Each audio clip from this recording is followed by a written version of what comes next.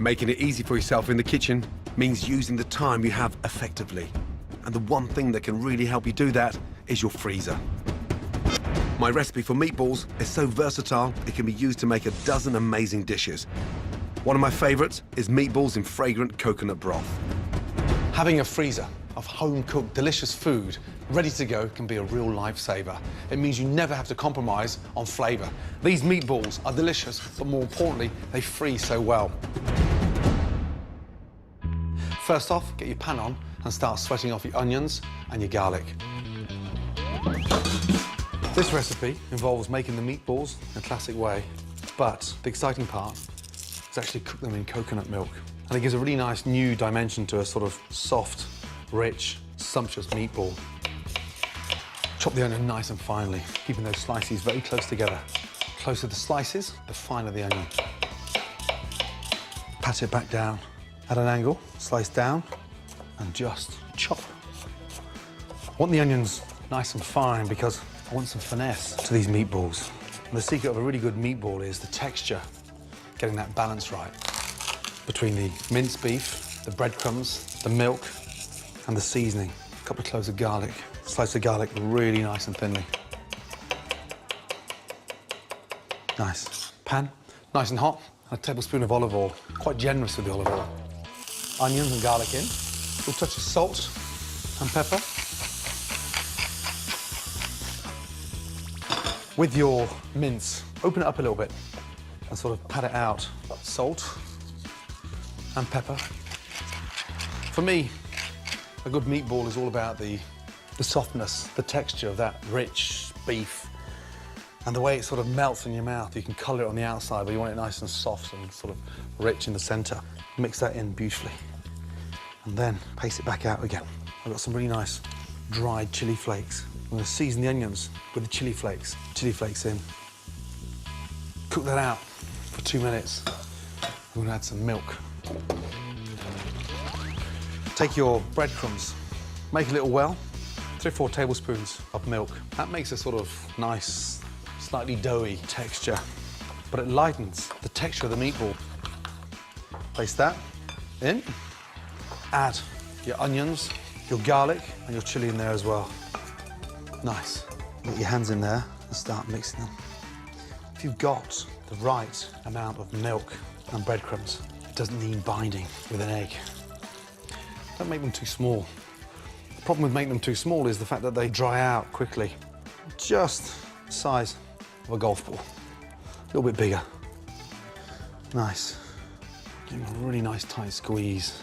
That stops it from breaking up. It always pays to double the recipe and spend a bit more time making extra meatballs so you can freeze a batch ready for another time. Give the pan a little wipe out. Don't wash out that pan. We've got that flavour from the onions and the garlic at the bottom. Get that pan nice and hot. A touch of olive oil in there. Place them at the top of your pan. Nice and gently sit them in the oil. Get a palette knife and go underneath them and just sort of tilt the pan and let the pan cook the back of the meatball. We're going to add some heat. Coriander seeds, slightly spicy and peppery, just to give a really nice flavour to the coconut milk. In. Next, some cardamom seeds. 3 or 4 onto the board, knife on. In. A little touch of turmeric into the centre of the pan. That's going to give it a really nice spicy flavour. A little pinch of cinnamon. All the time you're doing this, those meatballs are just getting tastier and tastier. A couple of dried chilies, let them infuse in that oil. And then some lemongrass. Just take the back of your knife and sort of beat it down. That starts to release all that lovely sort of fragrance. It's like someone's just let off the most amazing fragrant air freshener. In with the lemongrass. And finally, some fresh ginger. Just peel and slice, nice and thinly. Time now to turn them over and let the other half for a wonderful flavour.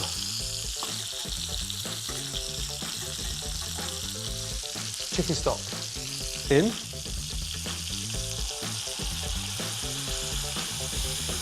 Bring the stock up to the boil. turn the gas up, and then add the coconut milk. And I want the coconut milk just sitting underneath the top of the meatball.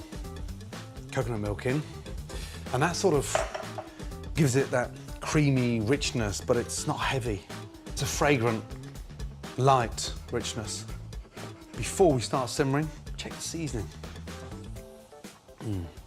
That nice, soft texture of the meatball, but that fragrant, light richness of the coconut broth. It's just gonna cook those meatballs perfectly.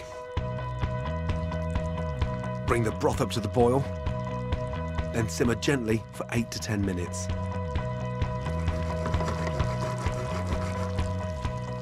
Touch them with your finger. This should be slightly pliable, but slightly springy.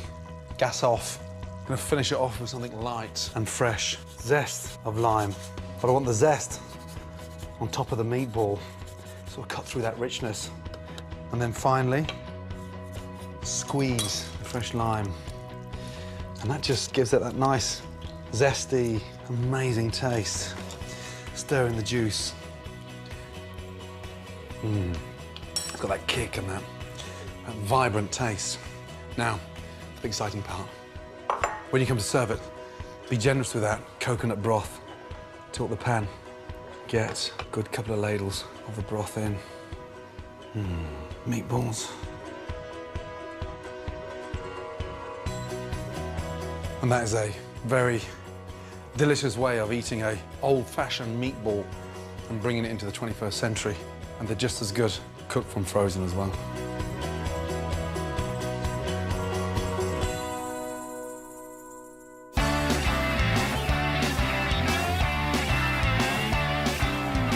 The secret to stress-free cooking is making it easy for yourself.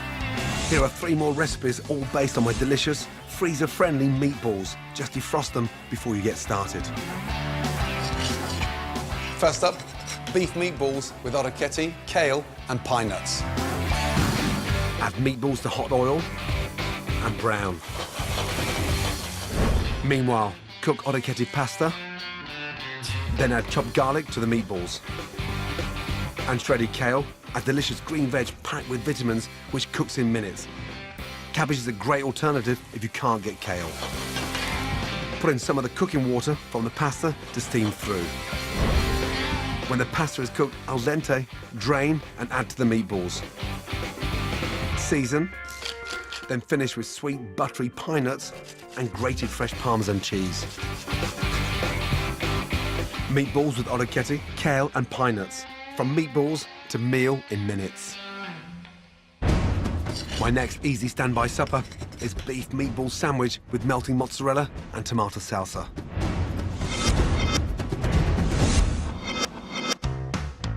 Top a lightly toasted roll with pan-fried meatballs. Then tear off chunks of creamy buffalo mozzarella, pile it on, and melt it under the grill. For the tangy salsa, slice sweet red onion, then add juicy diced tomatoes and roughly chopped fresh coriander. Season and drizzle with olive oil. Spoon over. Perfect in a flash. Beef meatball sandwich with melting mozzarella and a tomato salsa, a sandwich to die for.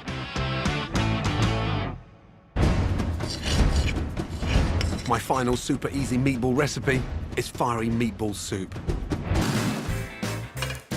Fry chopped onion and finely sliced garlic in hot olive oil.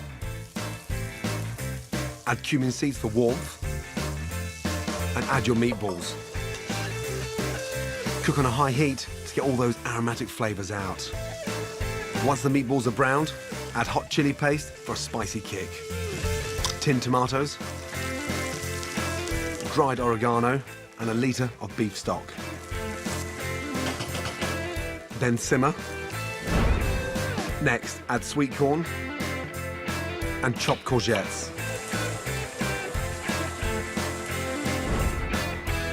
To finish, add hot jalapeno peppers, chopped fresh coriander and crushed tortilla chips. A one-pot meatball wonder that really packs a punch. Fiery meatball soup. One versatile meatball recipe, 4 deliciously different dishes, food that's certain to make your life in the kitchen easier and stress-free. Amazing. Whether you're making great food to freeze or to take straight to the table, you need to know how to shop for the best ingredients. Next up, my shopping guide to oils. It doesn't matter if you're baking, frying, or dressing salads, using the right oil can dramatically alter the taste and texture. Here are the most common oils and what to use them for. Sunflower oil is a good value all-rounder, nice and light for frying, baking, in dressings and spicy dishes. Groundnut or peanut oil is great for cooking on high heat as it gets really hot without burning. Sesame oil, a flavoursome, sweet and nutty oil, perfect sprinkled over Asian dishes before serving. Rapeseed oil is a healthier choice for using in salads. I love walnut oil. Fantastically fragrant, it's brilliant for salad dressings, and it gives cakes a distinctive flavour. But the oil I use most in my cooking is olive oil. To find some of the best olive oils sold in Britain, you have to go to one of the most unlikely places. An electrical shop in London's East End. Turkish-born Mehmet Murat has olive oil in his blood. My family's produced this olive oil for centuries. What he doesn't know about it isn't worth knowing. The very best extra virgin olive oil is first cold pressed.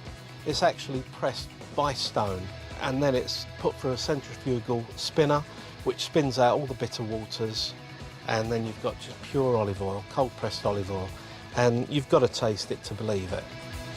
Pour a little sample,